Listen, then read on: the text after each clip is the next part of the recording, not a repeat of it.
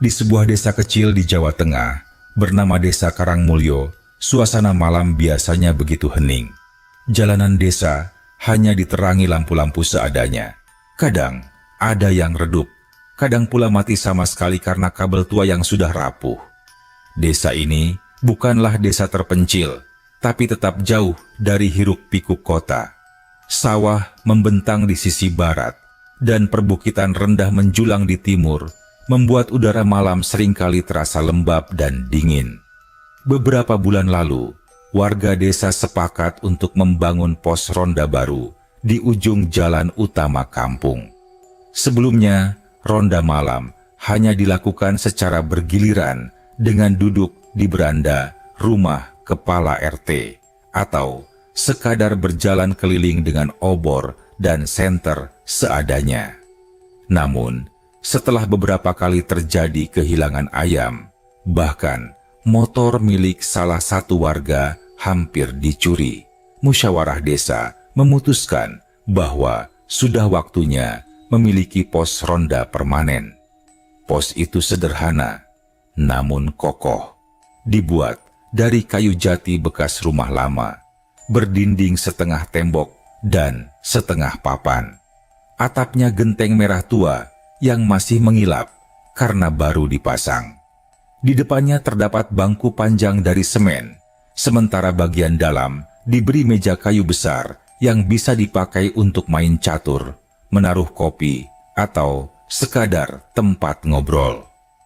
Bagi warga Karangmulyo, pos ronda ini lebih dari sekadar tempat jaga malam.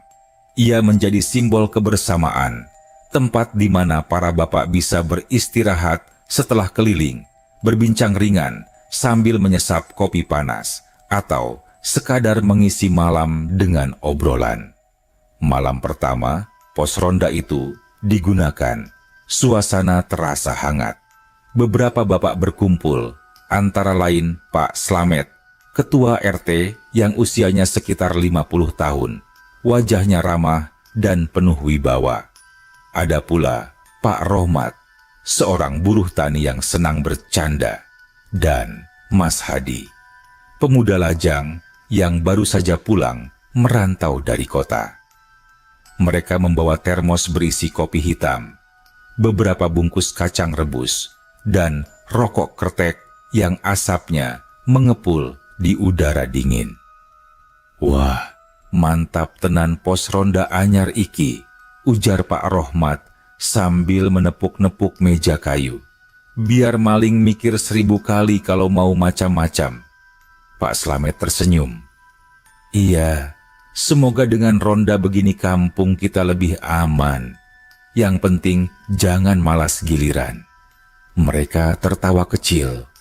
Suasana malam itu terasa akrab. Suara jangkrik bersahut-sahutan dari sawah. Sesekali angin berhembus, membuat dedaunan pisang di belakang pos ronda bergesek, menimbulkan suara serupa bisikan.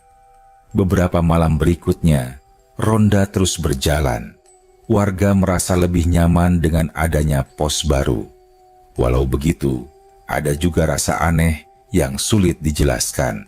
Bukan sesuatu yang jelas menakutkan, tapi lebih seperti perasaan ada yang mengawasi.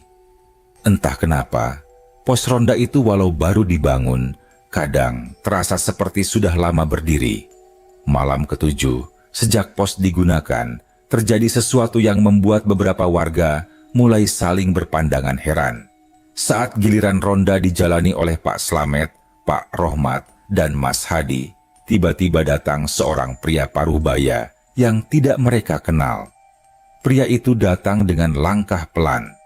Bajunya sederhana, kemeja lusuh warna coklat tua, celana kain agak gombrong, dan sandal jepit yang sudah aus. Wajahnya tirus, kulitnya sawo matang, dengan keriput halus yang memberi kesan usianya sekitar 50 tahunan. Rambutnya disisir rapi, meski agak berminyak. "Assalamualaikum." Suaranya berat tapi tenang saat ia muncul dari arah jalan gelap yang menuju sawah. "Waalaikumsalam," jawab Pak Slamet agak ragu. Ia mengerutkan dahi. "Sampean siapa, Pak? Kok baru lihat di kampung sini?" Pria itu tersenyum tipis. "Saya Sujono. Boleh ikut ronda?" Pak Rohmat yang biasanya ceplas-ceplos langsung nyeletuk. "Loh, sampeyan tinggal di mana? Wong saya orang asli Karangmulyo, tapi baru kali ini ketemu jenengan." Pria itu tidak langsung menjawab. Ia duduk di bangku semen depan pos ronda, lalu menatap sekeliling dengan tatapan dalam, seakan-akan ia sedang bernostalgia. Setelah diam cukup lama, barulah ia berkata pelan, "Saya dari dulu di sini, cuma jarang terlihat. Malam begini enak sekali, tenang." Ketiganya saling pandang. Mas Hadi yang masih muda hanya mengangkat alis, merasa aneh, tapi enggan bertanya lebih jauh. Malam itu, Sujono ikut berkeliling ronda bersama mereka. Ia berjalan dengan langkah tenang, tidak banyak bicara. Sesekali ia tersenyum, sesekali mengangguk, seakan mengenali setiap sudut kampung meskipun katanya ia baru terlihat. Yang membuat mereka semakin heran, Sujono seolah tahu banyak tentang kampung Karangmulyo.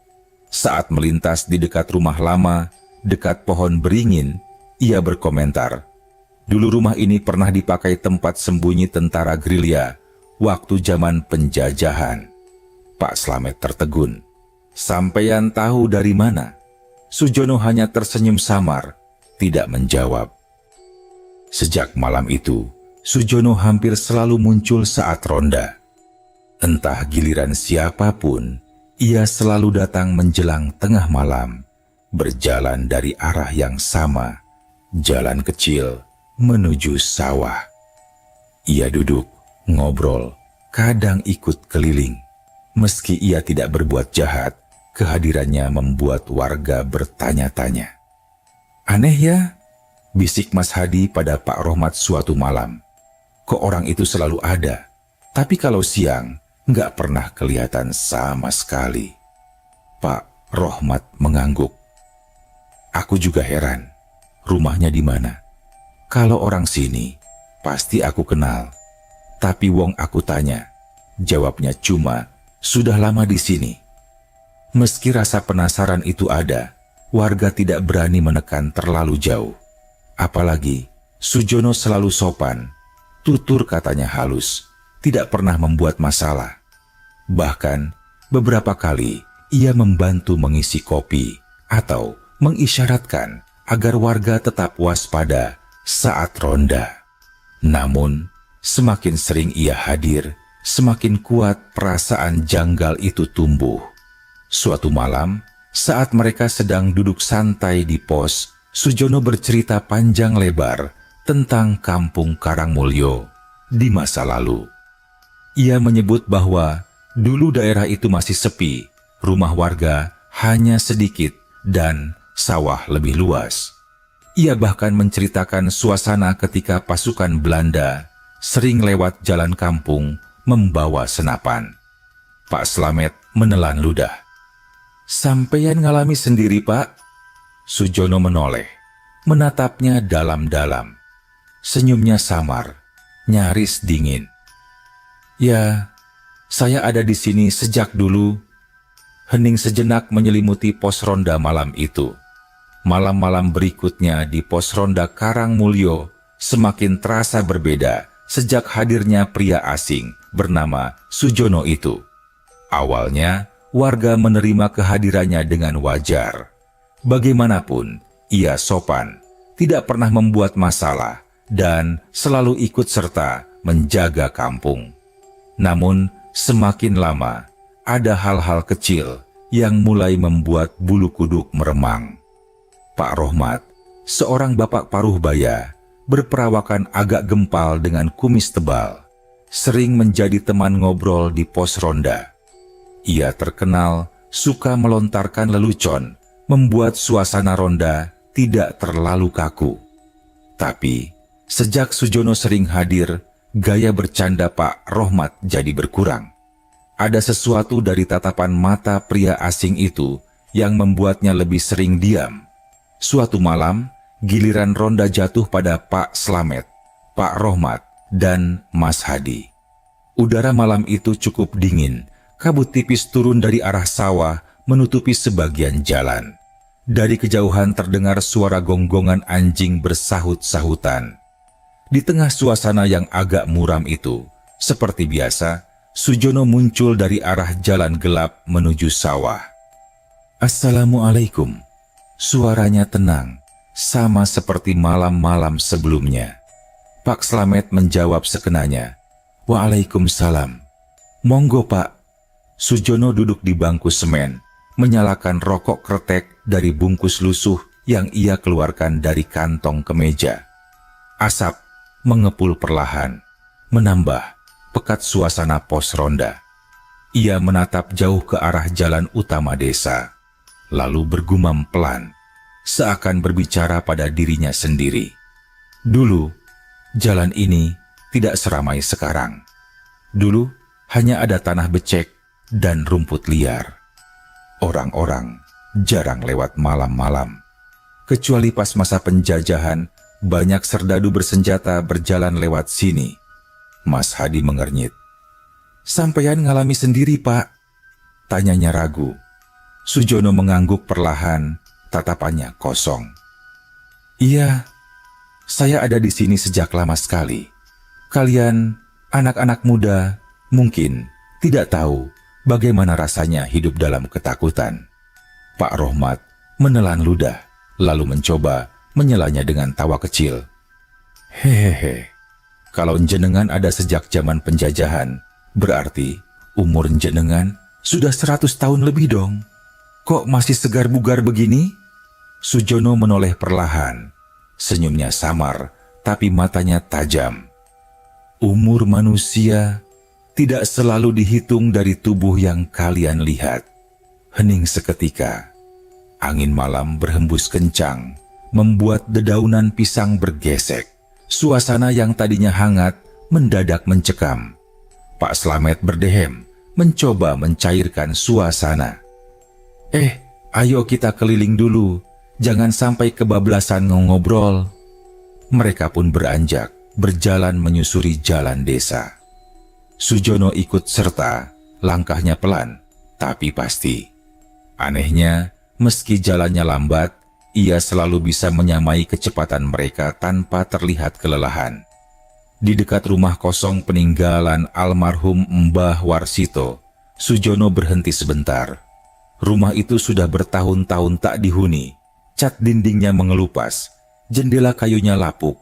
Banyak warga menghindari lewat situ kalau malam. Sujono menatap rumah itu lama sekali, lalu bergumam lirih. Di sini dulu pernah disiksa orang. Jeritan-jeritan itu masih terdengar kadangkala. Pak Slamet merinding. Ia tahu rumah itu tua, tapi tak pernah dengar cerita seterperinci itu. "Sampeyan tahu dari mana, Pak?" tanyanya hati-hati. Sujono menoleh pelan, menatap Pak Slamet. "Saya menyaksikannya." Malam itu, mereka pulang ronda dengan perasaan yang sulit dijelaskan.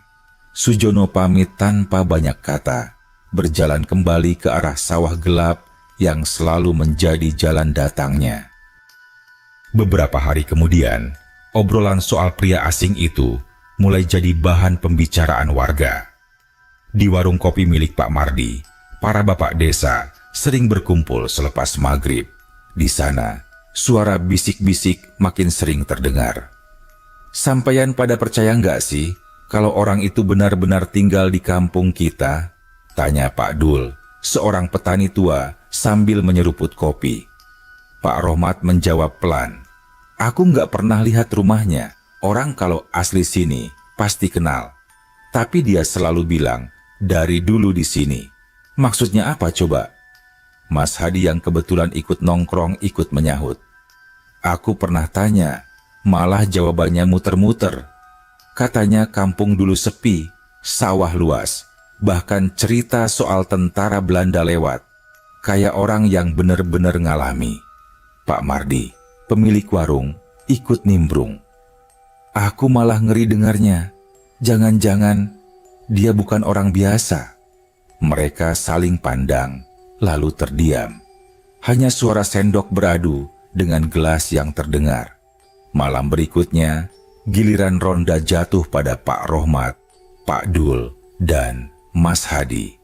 Kali ini, suasana desa lebih sunyi dari biasanya. Bulan tertutup awan, membuat kampung gelap pekat. Dari kejauhan terdengar suara burung hantu, sekali dua kali. Seperti sudah bisa ditebak, Sujono kembali datang. Namun kali ini, ada yang berbeda. Wajahnya terlihat lebih pucat dari biasanya. Sorot matanya lebih sayu, dan gerak-geriknya lebih pelan. Ia duduk di bangku semen tanpa banyak bicara, hanya menatap kosong ke arah sawah. Pak Rohmat memberanikan diri bertanya, "Pak Sujono, rumah jenengan sebenarnya di mana? Wong tiap malam jenengan muncul, tapi siang enggak pernah kelihatan." Sujono menghela napas panjang, seperti menimbang-nimbang jawabannya.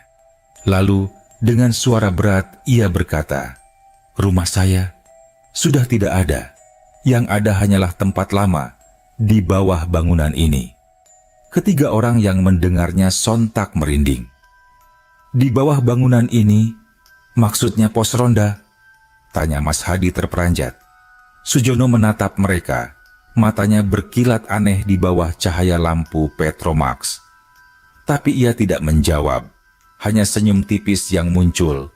Lalu ia berdiri, meninggalkan pos ronda begitu saja, berjalan ke arah gelap. Keesokan paginya, obrolan di warung kopi kembali ramai. Cerita tentang jawaban Sujono membuat warga semakin penasaran, sekaligus takut. Pak Slamet mencoba menenangkan. "Sudahlah, jangan berprasangka buruk dulu. Mungkin maksudnya lain. Kita lihat saja beberapa hari ke depan." Namun, dari raut wajah warga, jelas ada keresahan yang makin besar. Kehadiran pria misterius itu bukan lagi sekadar keanehan, tapi mulai menimbulkan ketakutan yang nyata. Hari-hari di desa Karangmulyo kembali berjalan seperti biasa pada siang hari. Petani pergi ke sawah, ibu-ibu menjemur pakaian. Anak-anak bermain layangan di lapangan kecil dekat surau. Tapi begitu matahari terbenam dan giliran ronda tiba, rasa was-was itu muncul kembali. Pos ronda yang awalnya jadi simbol kebersamaan, kini mulai terasa seperti tempat yang membawa beban misteri. Hampir setiap malam Sujono datang dengan cara yang selalu sama, muncul dari arah jalan gelap dekat sawah. Ia selalu memberi salam, lalu ikut duduk atau ikut keliling dengan langkah tenang. Namun, yang semakin membuat warga bingung adalah cerita-ceritanya. Ia sering mengulas masa lalu desa dengan detail yang seakan mustahil diketahui orang biasa. Pernah suatu malam ia berkata pada Pak Slamet dan Mas Hadi, "Dulu, di dekat pohon waru sana, pernah ada sungai kecil. Waktu perang, banyak mayat dibuang ke sana. Sampai sekarang, tanahnya masih basah oleh darah." Mas Hadi tercekat. "Sungai? Nggak ada sungai di sana, Pak." Sujono hanya tersenyum samar. "Sekarang memang sudah ditutup, tapi dulu saya sering lewat sana." Semakin sering ia berbicara, semakin banyak warga merasa bulu kuduknya berdiri. Mereka mulai curiga, apakah pria asing ini benar-benar manusia biasa? Suatu sore, di warung kopi Pak Mardi, beberapa warga berkumpul. Pak Rohmat, Mas Hadi, dan beberapa bapak lain duduk di kursi bambu sambil menyeruput kopi pahit. Topik pembicaraan jelas hanya satu, Sujono. "Sampeyan sadar nggak, wong iku nggak pernah kelihatan siang-siang," ujar Pak Rohmat. Suaranya dibuat serendah mungkin. "Aku tiap hari lewat jalan sawah, nggak pernah ketemu. Tapi tiap malam pasti nongol dari arah yang sama lagi." "Lah iya," sahut Mas Hadi. "Aku pernah sengaja nunggu di siang hari Siapa tahu bisa ketemu dia di jalan atau di pasar, tapi hasilnya nihil. Pak Mardi yang dari tadi mendengarkan menimpali dengan suara agak pelan. Aku mulai curiga, jangan-jangan dia bukan orang hidup. Warga lain yang ada di warung mendadak terdiam. Hanya terdengar suara kipas yang berputar malas. Di tengah suasana itu, masuklah seorang lelaki tua renta. Tongkat kayu menemaninya melangkah, rambutnya putih semua, wajahnya keriput. Dialah Mbah Parmo, sesepuh desa yang usianya sudah lebih dari 80 tahun. Hampir semua orang menghormatinya, karena beliau dianggap sebagai saksi hidup perubahan desa Karangmulyo dari masa ke masa. Mbah Parmo duduk di bangku panjang, memesan teh panas. Setelah menyeruput pelan, ia memperhatikan obrolan warga yang semakin ramai. Lalu dengan suara bergetar, namun jelas, ia berkata, "Kalian semua tahu tidak? Pos ronda yang sekarang kalian gunakan itu bukan tanah sembarangan." Semua kepala menoleh. "Dulu, zaman aku isi bocah, di situ tempat pemakaman," lanjut Mbah Parmo pelan. "Pemakaman kecil, bukan umum. Lebih tepatnya, makam orang-orang yang mati tanpa keluarga, korban perang, atau pendatang yang tak dikenal.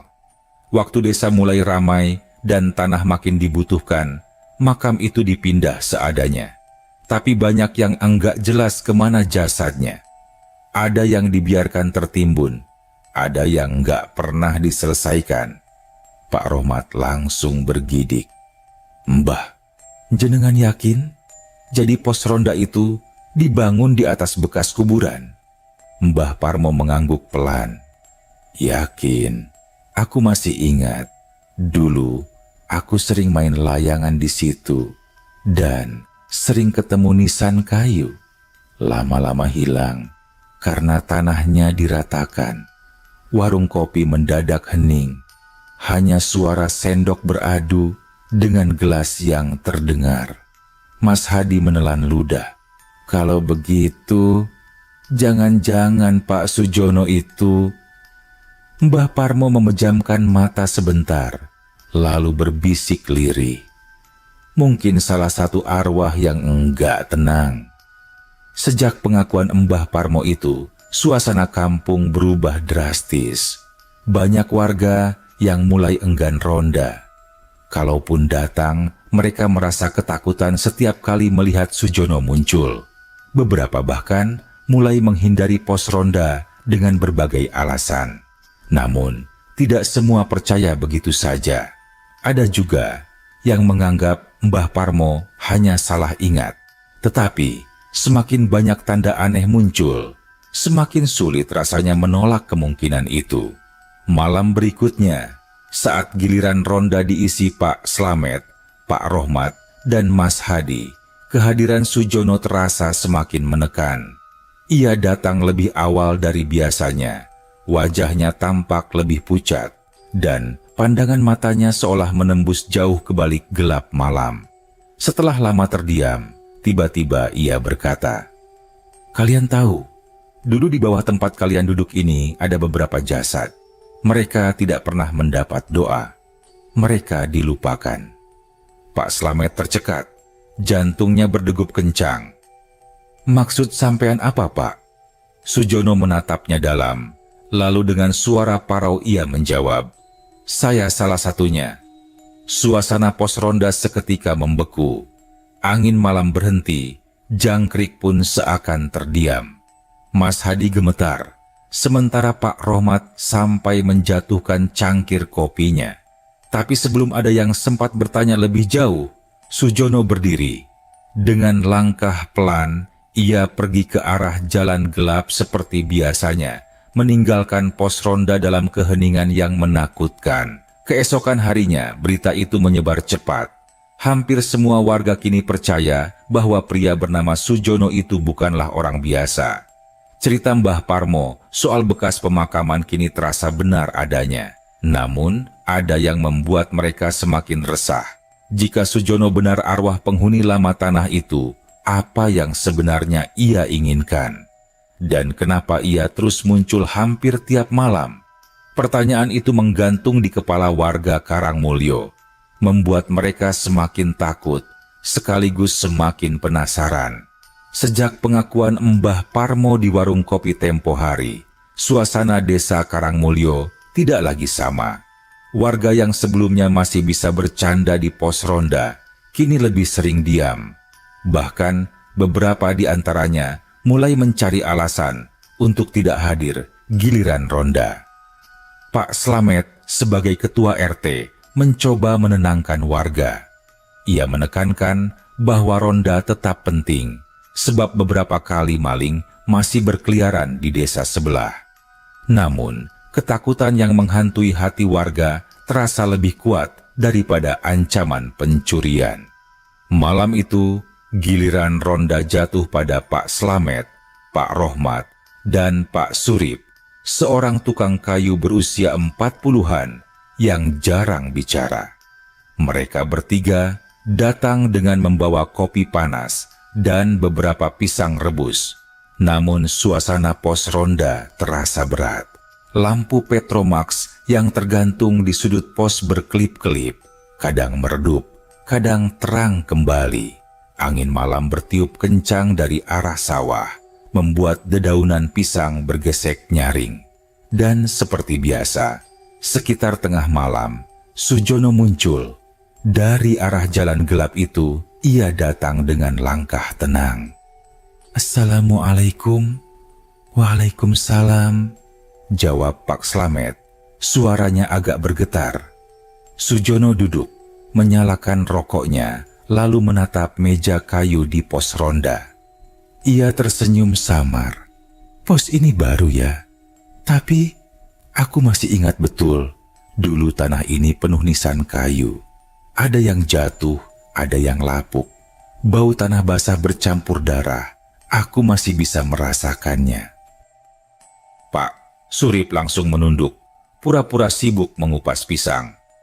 Pak Rohmat mencubit pahanya sendiri, berusaha menahan rasa merinding. Pak Slamet memberanikan diri bertanya, "Pak Sujono, sampean sebenarnya siapa? Wong sini kah? Atau dari kampung sebelah?" Sujono menoleh pelan, matanya tajam menembus. "Saya sudah di sini sejak sebelum kalian semua lahir, sejak tanah ini belum jadi kampung." Tidak ada yang berani menyahut. Suasana membeku. Keesokan harinya, kabar obrolan di pos ronda itu menyebar cepat. Di warung kopi Pak Mardi, warga kembali membicarakan Sujono. Bahkan, ada yang sampai tidak mau lewat dekat pos ronda jika malam hari. Mas Hadi yang mendengar kabar dari Pak Slamet mulai yakin bahwa Sujono bukan orang biasa.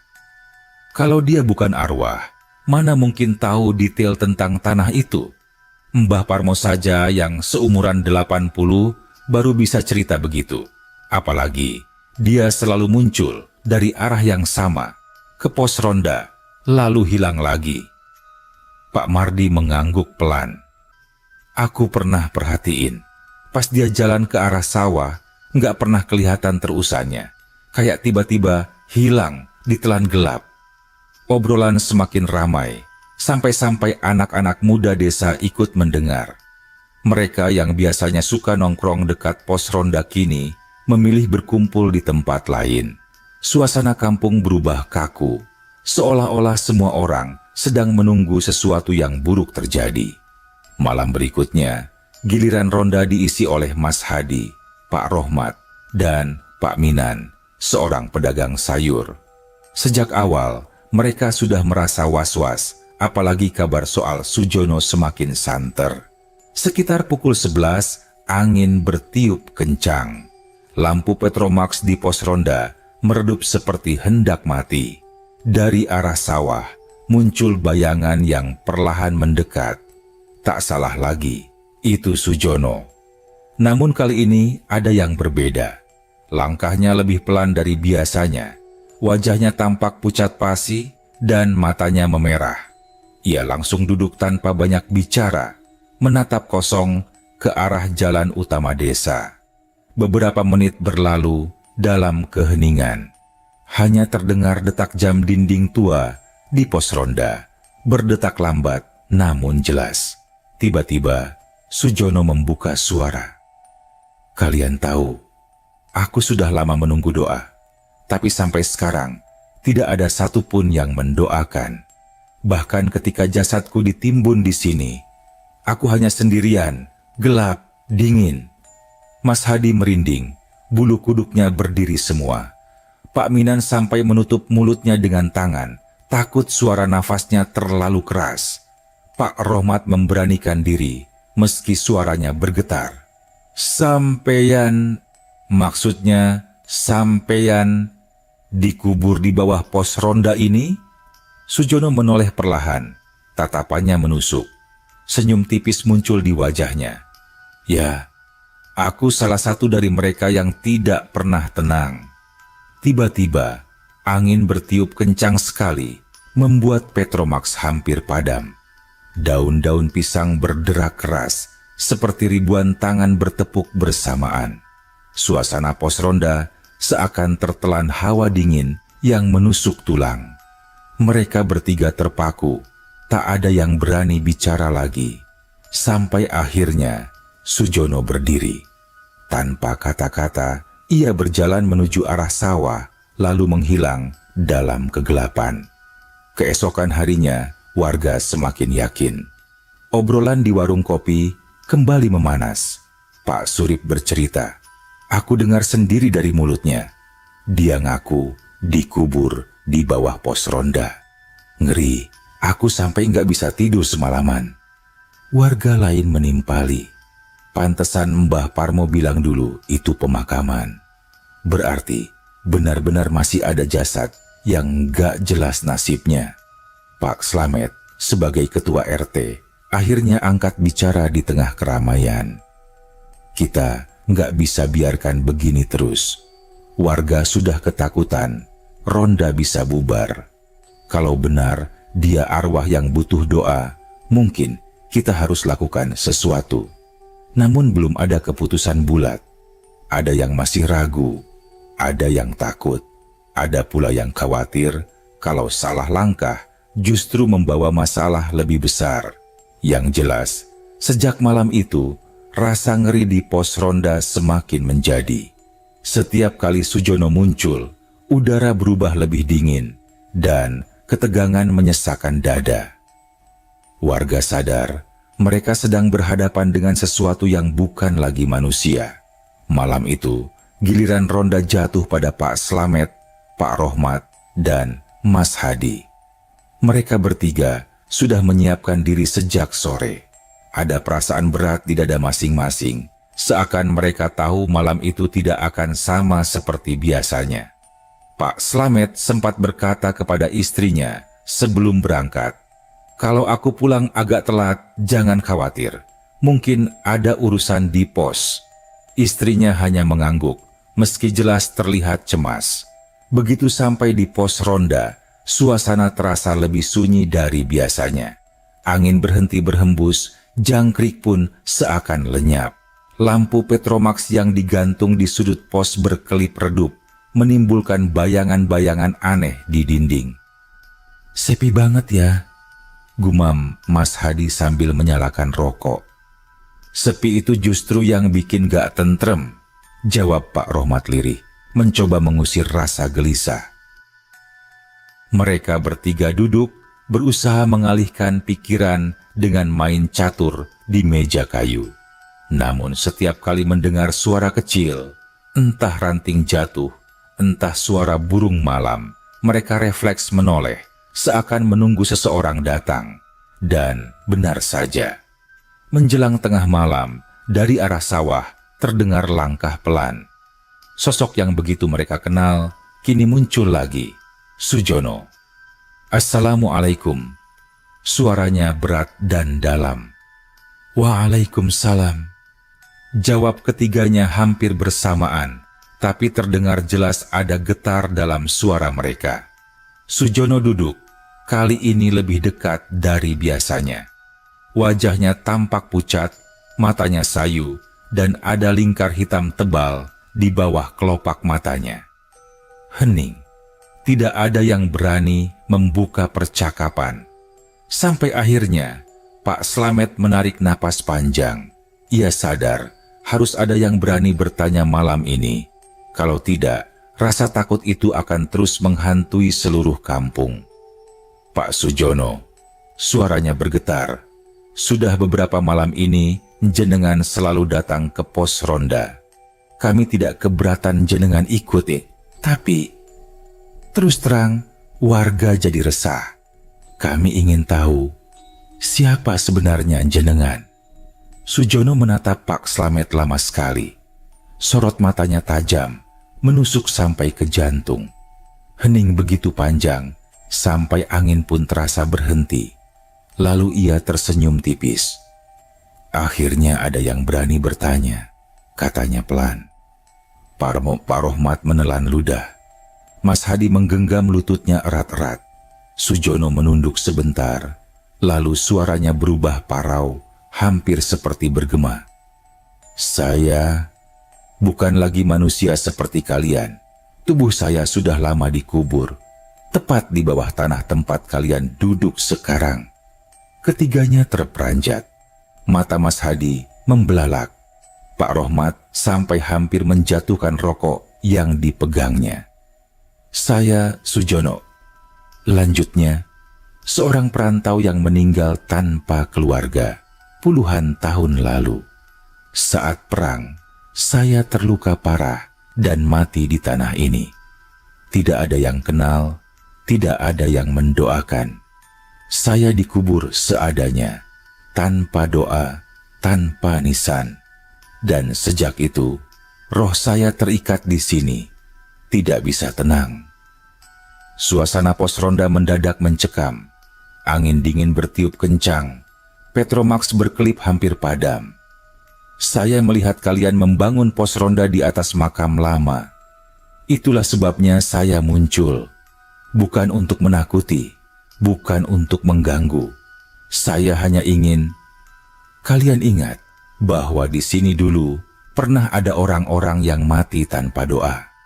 Suara Sujono lirih, tapi menusuk hati. Ada kesedihan yang dalam di balik kata-katanya. Pak Slamet yang biasanya tegas, kini menunduk, matanya berkaca-kaca. Astaghfirullah, jadi benar kata Mbah Parmo. Dulu memang tanah ini bekas pemakaman. Sujono mengangguk. Ya, banyak jasad ditimbun di sini, termasuk saya. Kami tidak pernah mendapat doa. Kami hanya terdiam dalam gelap. Itulah sebabnya saya datang. Agar kalian tahu, agar ada yang mendoakan. Tiba-tiba, udara di pos ronda semakin dingin, seakan ada kabut yang menyelubungi. Dari arah sawah, terdengar suara-suara samar, seperti bisikan orang banyak. Suara lirih bercampur rintihan. Mas Hadi menggigil. Pak Slamet, sampeyan dengar? Pak Slamet mengangguk. Wajahnya pucat. Iya, seperti suara orang menangis. Sujono menutup mata. Wajahnya terlihat penuh penderitaan. Itulah suara mereka. Arwah yang masih terikat di tanah ini. Ketiganya tak kuasa berkata apa-apa. Hanya bisa menatap Sujono yang kini berdiri. Tubuhnya seakan bergetar dalam cahaya temaram Petromax. Aku mohon, doakan kami. Bacakan Yasin, bacakan doa, agar kami bisa pergi dengan tenang. Lalu, tanpa menunggu jawaban, Sujono melangkah keluar pos. Tubuhnya perlahan menjauh, tapi anehnya, semakin jauh ia berjalan, tubuh itu semakin memudar, seperti asap yang tertiup angin. Sampai akhirnya, ia hilang begitu saja dalam kegelapan malam. Tinggallah ketiga warga itu terdiam, menggigil, dengan perasaan campur aduk antara takut, sedih, dan iba. Keesokan paginya, Mereka bertiga langsung menceritakan kejadian itu kepada warga lain. Awalnya ada yang meragukan, tapi melihat raut wajah Pak Slamet, Pak Rohmat, dan Mas Hadi yang pucat dan serius, semua akhirnya percaya. Warung kopi Pak Mardi kembali ramai. Bahkan Mbah Parmo datang dan mendengarkan. Setelah semuanya dipaparkan, Mbah Parmo mengangguk pelan.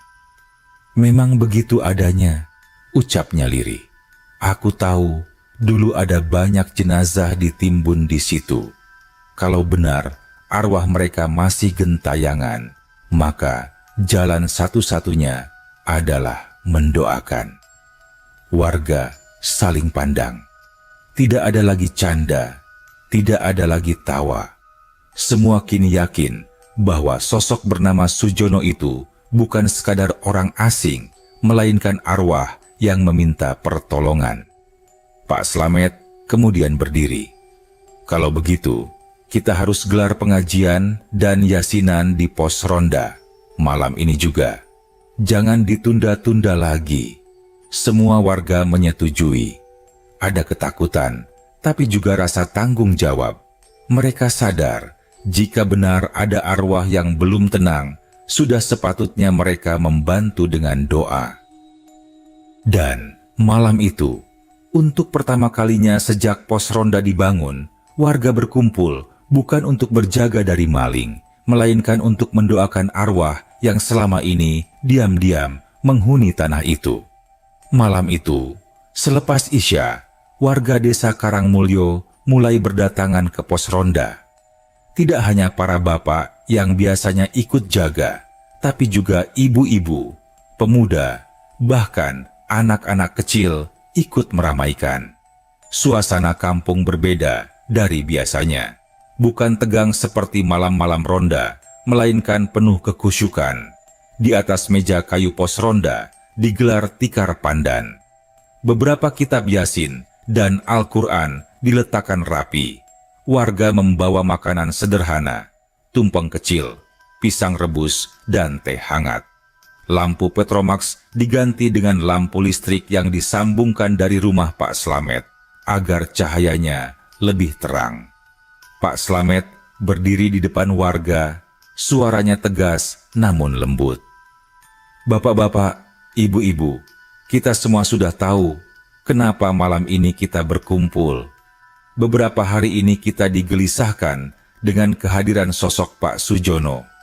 Kita sudah mendengar sendiri pengakuannya bahwa beliau adalah arwah yang terikat di tanah ini. Maka, marilah kita bacakan doa.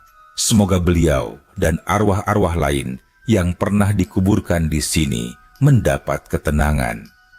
Semua mengangguk. Wajah mereka serius. Seorang ustadz kampung bernama Pak Kiai Mansur memimpin pembacaan Yasin. Suaranya tenang, mengalun indah di udara malam. Warga mengikuti dengan khidmat. Suasana yang biasanya penuh obrolan dan asap rokok, kini berubah menjadi lantunan ayat suci yang bergema di antara pepohonan pisang dan sawah. Hawa dingin tetap terasa. Bahkan, sesekali angin kencang bertiup dari arah sawah, membuat lampu bergoyang. Beberapa warga sempat merinding, tapi tidak ada yang berhenti membaca. Justru suara mereka makin keras, seakan ingin menegaskan bahwa malam itu adalah malam doa, bukan malam ketakutan. Di tengah bacaan Yasin, beberapa orang mengaku mendengar suara samar, seperti orang menangis pelan. Tidak jelas dari mana asalnya, tapi terdengar cukup dekat. Pak Rohmat sempat menoleh kanan kiri, namun tidak melihat apa-apa. Ia hanya semakin kusyuk membaca. Ketika doa tahlil dilantunkan, tiba-tiba udara di pos ronda berubah lebih hangat. Rasa dingin yang menusuk sejak awal perlahan menghilang. Angin pun mereda, berganti dengan keheningan yang damai. Beberapa warga mengaku pada saat itulah mereka melihat sesuatu. Di sudut pos ronda, tepat di samping bangku semen, seolah berdiri sosok samar seorang pria. Wajahnya tidak lagi pucat, melainkan teduh. Matanya tidak lagi sayu, melainkan penuh rasa terima kasih. Senyuman tipis menghiasi wajahnya. Sosok itu berdiri sebentar, menundukkan kepala, lalu perlahan memudar, hilang bersama angin. Tidak semua orang melihatnya, tapi hampir semua merasakan hal yang sama. Suasana damai yang sulit dijelaskan dengan kata-kata. Setelah yasinan selesai, warga duduk bersama sambil menikmati tumpeng dan teh hangat. Tidak ada obrolan berisik, hanya percakapan pelan penuh rasa syukur. Pak Kiai Mansur berkata, arwah orang yang meninggal tanpa keluarga memang sering gentayangan, bukan karena ingin mengganggu, tapi karena rindu doa. Malam ini, insya Allah, doa kita sampai kepada mereka.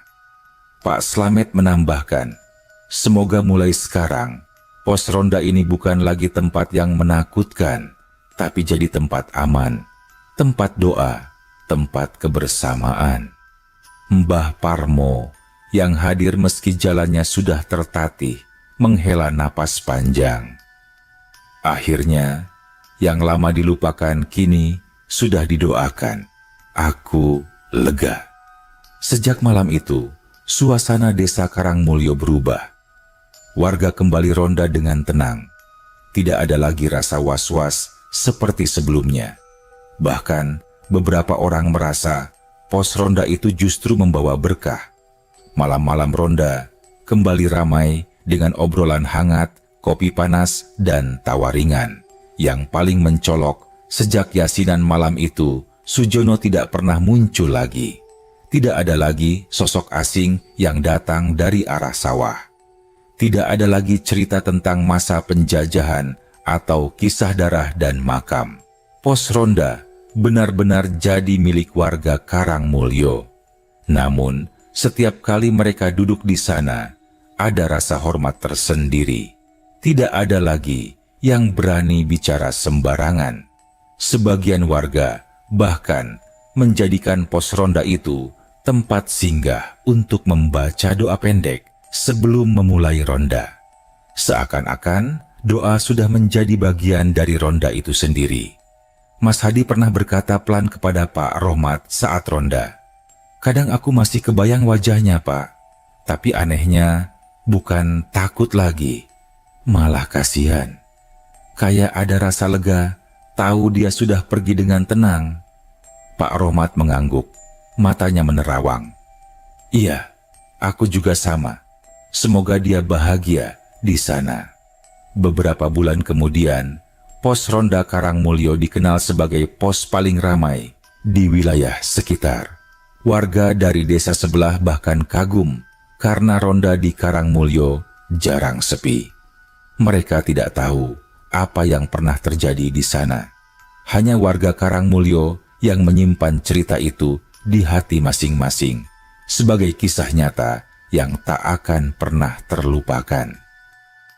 Dan bila ada orang baru bertanya, kenapa pos ronda Karangmulyo selalu ramai dan penuh semangat, warga hanya menjawab singkat, karena dulu ada yang mengingatkan kami bahwa tanah ini pernah menampung yang terlupakan.